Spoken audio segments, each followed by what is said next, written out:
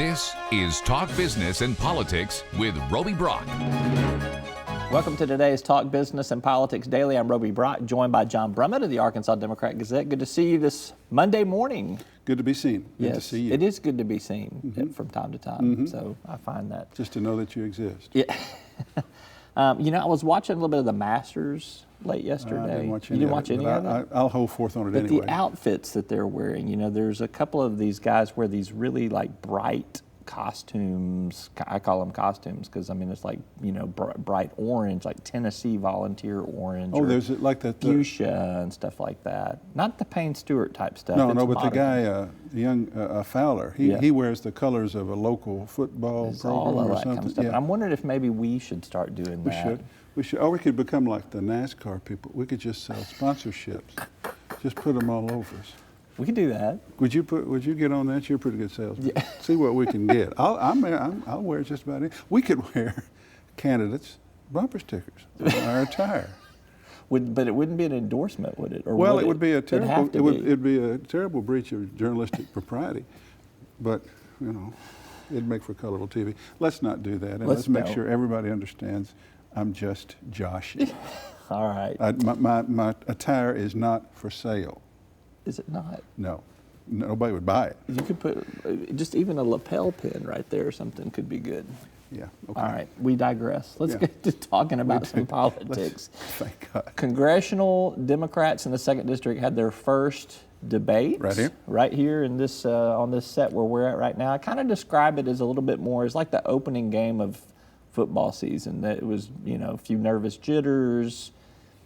There was, they weren't in mid-season form per se, right. But I want to know from you, did any answer, did any candidate, did any response kind of stand out to you in terms of this first debate? I was watching the debate with a close associate of mine, and afterward, she said, "What'd you think?" And I said, as I expected, Clark Tucker is better than the rest in terms of his polish, his answers, his breadth of information. And my associate said, "Well, I thought the others did well too. I didn't see that much of a gap as I did." So I think if you look at it through a traditional political observer's lens, Clark Tucker is the most obvious. He's like a candidate from central candidate casting. And he's very bright and he's very articulate, and he had a very good plan of communication for the debate. The others are a little rougher, but they all have something to offer. So I thought it was kind of status quo. I had advanced the debate here and in the column, an online-only column, in which I wanted to see I wanted to see the interplay, the byplay, but see who was going to position themselves where. Which of the non-Tucker, the other three, would distinguish himself or herself and take on Tucker as the insider establishment person. I didn't ever see that really happen. I saw them just do their standard appeal without trying to force themselves. Jonathan Dunkley, a little bit. When Clark Tucker, who's trying to finesse the health care issue, he's the one who's not for Medicare for all, talked about how people, with their most people have employer plans and they like them, and Dunkley sort of shot back like, "See, this is just what we're talking about. Most people who don't really care for their employer plans, they have no choice. They don't know what's in it. They just take it because it's offered." And I thought, here we go. He's going to be the anti-Tucker. But that was the only glimpse of that I saw. I do think that Dunkley tried to position himself as the most progressive candidate in the primary. At least he said that in his rhetoric in his opening statement there. Gwen Combs tried to, I think, draw some distinctions, being female, veteran, public school teacher. She did. So I thought that those were some distinctions that they tried to. Spencer is very well informed, great historical references, a guy with great ideas, but he's professorial. He's classroom type, right. which is not always the best in that format. There are 4 fine candidates, but I didn't see anything. They introduced themselves, as you say. Right. This was which was really more of what the debate was about. It was kind of that. I thought it might be more than that, and was a tad disappointed. Dunkley put out a fundraiser, a little email blast that afternoon. Said, "Well, tonight Clark Tucker's going to give you the insider view, and Paul Spencer's going to tell you about his ideas." And and Gwen is going to talk about being an organizer. I'm the one who's just going to tell you the truth. And I thought, here he goes. He didn't quite.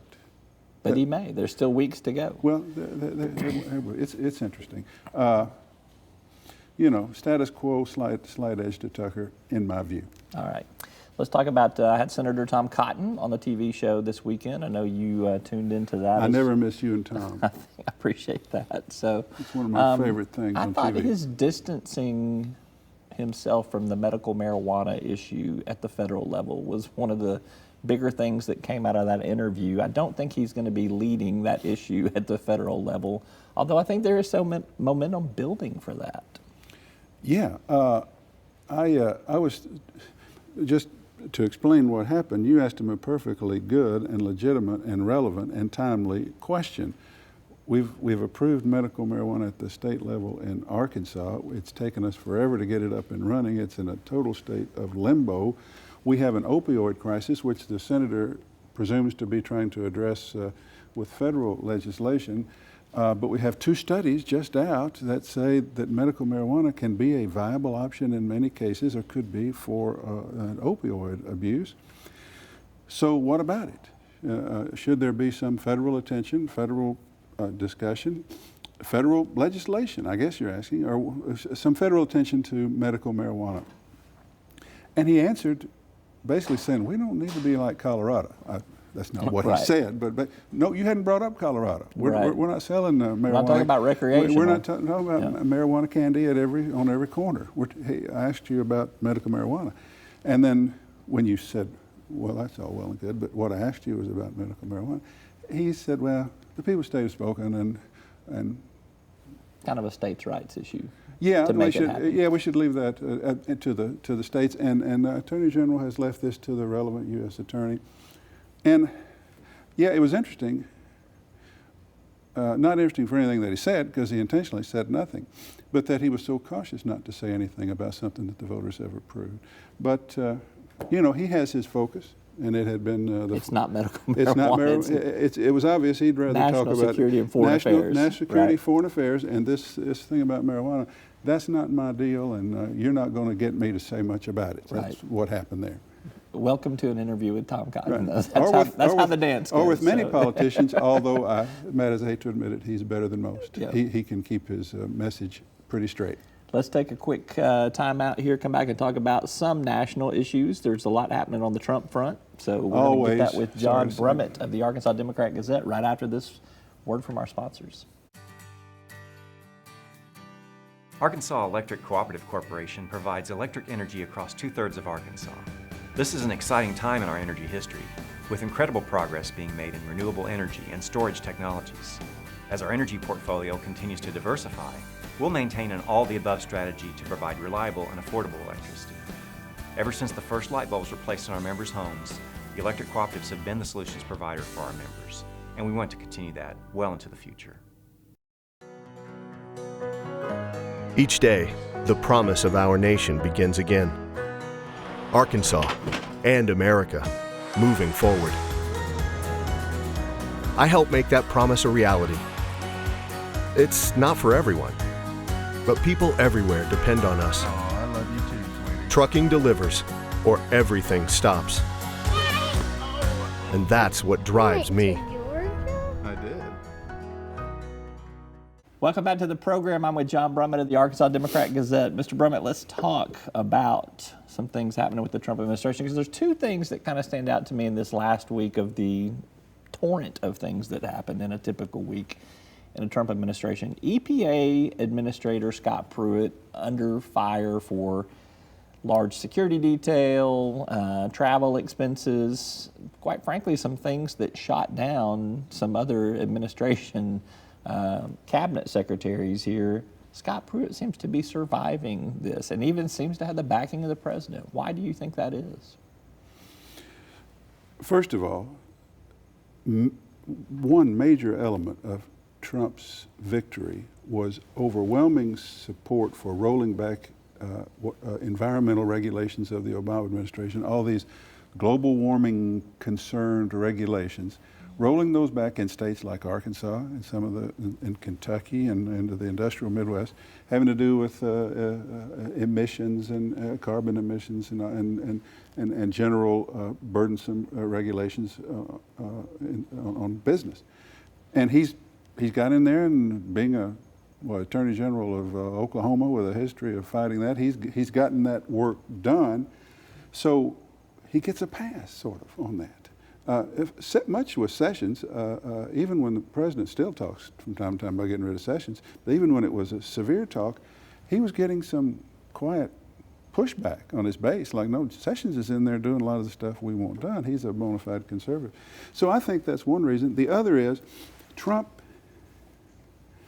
tends to be immune from the basic rules of politics. He said, I'm going, because he is so based on outsider resentments. So his guy at EPA seems to have taken several frolicking jaunts into the swamp rather than drained it. He's in there. And so you say, look here, if you're on the outside, you're saying, Trump base, you wanted the swamp drained. Here's this guy in there. He's swimming in the deep end. Yeah, right. And they're saying, oh, please. The media is only focusing on him because he's doing real conservative reforms, and you're trying to make so much of this when all those Democrats and all those Clinton people and all those Obama people, they've been swimming in this swamp for 20 years, and now you pick on our guy. That's sort of the dynamic that's at play. So 3 senators, to me, 3 Republican senators coming out against Pruitt. One of them, Collins, voted against him in the first place on policy. I just don't see it. I mean, I think there's an immunity there, and I think there's also an extra layer of protection because he's getting the right-wing agenda done. That said, with Trump, by the time this gets posted on the air, he may have tweeted, Scott Pruitt's got to go. That's right. So with that caveat, that's my analysis of that. That's hilarious. Yeah. All right. Conversely, Trump's tariff war has escalated over the last week. We've seen China retaliate with tariffs, particularly on agriculture, which hits a big slice of the Midwestern and Southern base of support for President Trump. I forwarded you an email that came from the USDA, from Ag Secretary Sonny Perdue. It was spinning a lot of the things that Trump has done to help rural America. No mention of tariffs or the trade wars in there. I feel like some damage control was trying to be done. Is this something that could erode the Trump base in that it really hits that supporter of Trump in their pocketbook? Well, the Trump base, though it's a third of the electorate or 35%, it's not just farmers. And we're talking mainly here, you're talking mainly about farmers. In Arkansas, the first district's total Republicanization and Trump's overwhelming vote there, that has to do with farmers, soybean farmers. Although we see First District Congressman Rick Crawford supportive of this tariff trade war because of the steel industry up in the First District. Yes, so that gets complicated. But mainly, I think, here's the way I put it in the column tomorrow in the paper. Trump is not betraying his base with the Chinese retaliation, not really yet in effect, just the vow of retaliation that'll affect soybean farmers. He's not betraying his base there. He's using his base, or he's playing his base. And the farmers don't yet feel betrayed. They just feel used, abused. But they just feel used. And if you can use them to get tough with China, okay, just don't let this really affect our prices. I think there's this sort of wink-wink between the agricultural lobby and the White House. Okay, this looks bad for soybean farmers, but we're talking back channel to the Chinese. This is just how the president does. He gets out here and says things, and then we scale it back and we negotiate. Don't worry. And even if there are some punitive tariffs that settle out on soybeans, there are things we can do to try to hold you harmless. I think that's sort of the understanding right now. And I think that base of farmers, they're mainly about their prices, and they have not been affected yet, but they do like the toughness in a general way. I mean, America tired of being pushed around like Obama let us get pushed around. In Trump we trust. In Trump, we think we trust. In Trump, we think we trust right now.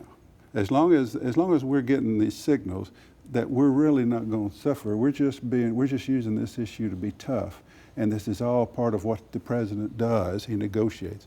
I think that's the dynamic that keeps the base intact. And even if there are some punitive costs, if there's some pain suffered by Arkansas soybean farmers, you're going to have a Democrat that they can identify with on all these issues. So it is hard. I don't think it's hard for me to even contemplate a serious reduction or a serious schism in Trump's base. I just think the general theme of "Make America Great Again" and quit getting pushed around, I think, and the policy of rolling back, or the general policy rollbacks from Obama, I think that's prevailing. These ingredients are baked into the cake already, as they say. That's it. That's it.